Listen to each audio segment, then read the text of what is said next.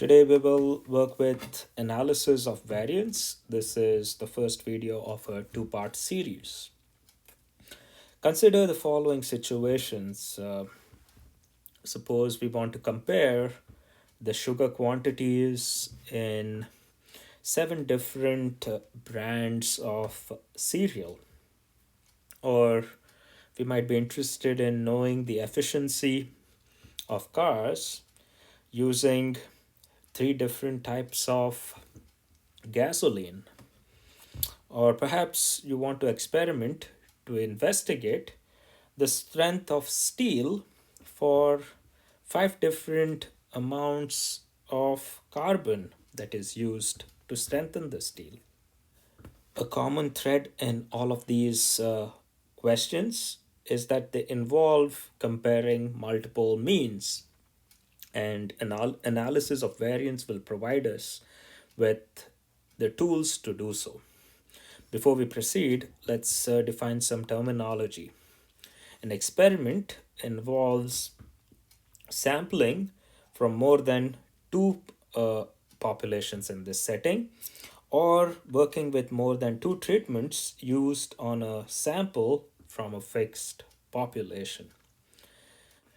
Once we have an experiment, we would consider factors which would be the characteristic that differentiates the populations or treatments from each other. There will be levels which are all possible treatments or populations that have been involved in the given experiment. In this context, and in the context of the earlier examples, let's see what our factors and levels are. So when we are comparing sugar levels in seven different cereals, our factors would be the brand name of the cereal, and the levels are the seven different brands that are involved in this experiment. When we are comparing the efficiency using three different types of gasoline, the factor is going to be the type of gasoline that has been used, and the levels in this experiment are going to be the three different types of gasoline that are being tested. Finally, in the context of the steel strength at five different amounts of carbon, the factor is going to be the amount of carbon that is used, and the levels in this context will be the five different amounts of carbon that have been used. In this last example, notice that the factor is quantitative. And in that setting, we can also use regression techniques to analyze the data. Today, we will be specifically focusing on single factor analysis of variance. As the name suggests, this analysis will involve exactly one factor. Before we proceed, let's define some more notation. Capital I is going to denote the number of different populations or treatments that are being compared.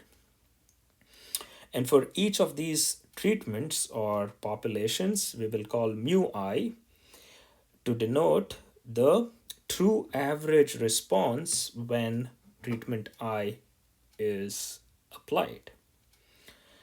We can set up a single factor analysis of variance problem as a hypothesis test, where the null hypothesis states that there is no difference between the treatments. That is to say that mu1 equals mu2 equals mu3 equals mu I.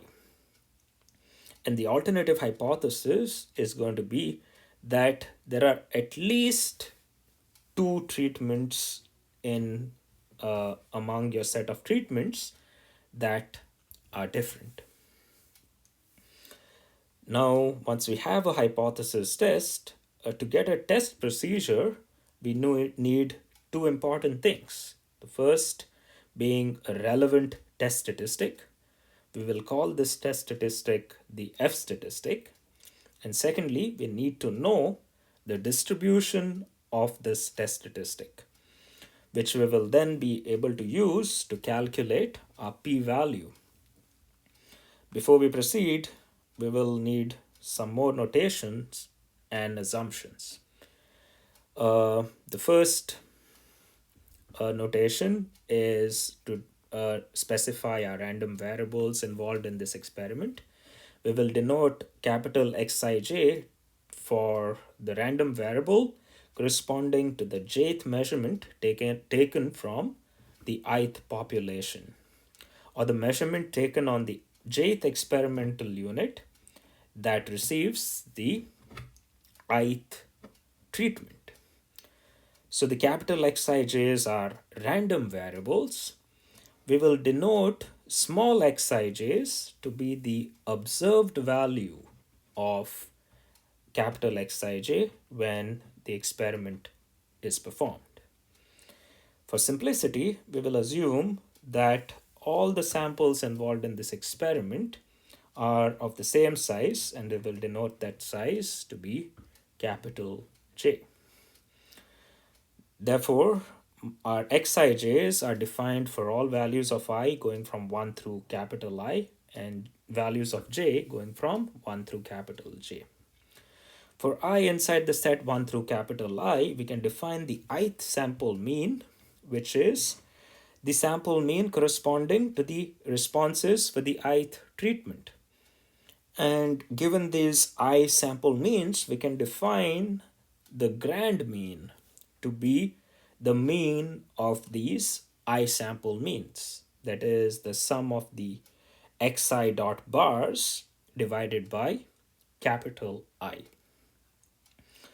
Also, for I inside the set 1 through capital I, we will define the ith sample variance as capital Si squared to equal 1 over j minus 1 times the sum j equals 1 through n of xij minus xi dot bar squared. This is the sample variance for the ith sample. The main assumptions for analysis of variance are going to be that the xij's are normally distributed, and secondly, that the variance of xij equals sigma squared, and this remains constant across all values of I and j. To say it succinctly, it is to say that xij's are normally distributed with mean mu I and variance sigma squared for all values of I going from 1 through capital I and j going from 1 through capital J. Now that we have set up our relevant notation, we are ready to talk about the test statistic that we're going to use for our analysis of variance hypothesis test. We begin with the statistic MSTR, which is defined as j divided by capital I minus 1 times the sum of the squared deviations of the sample means from the grand mean. That is the ith sample mean minus the grand mean, the whole squared, which gives us the deviation of the ith sample mean from the grand mean. The statistic is called the mean square for treatments, and it captures the variation between the different treatment options that we have. The second statistic that we will use is called MSE, which is the sum of the I sample variances divided by capital I. This is the mean squared for error, and it captures the variation within the treatments or within the samples. Notice that this is exactly the sum of the sample variances divided by capital I. The test statistic for single factor analysis of variance is denoted as capital F and is the quotient of MSTR divided by MSE. Note that when the null hypothesis is true, that is, when there is no difference between the means, The expected value of MSTR equals the expected value of MSC, which equals sigma squared, which is the population variance. Whereas when the null hypothesis is false, the expected value of MSTR is going to be strictly bigger than the expected value of MSC, which will still equal the variance sigma squared.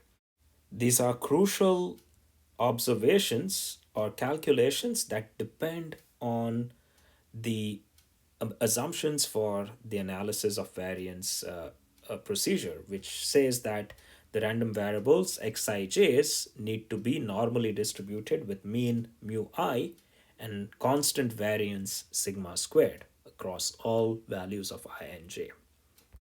We can rephrase these observations by saying that mean square for treatments and mean square for error are going to be unbiased estimators for the population variance sigma squared when the null hypothesis is true.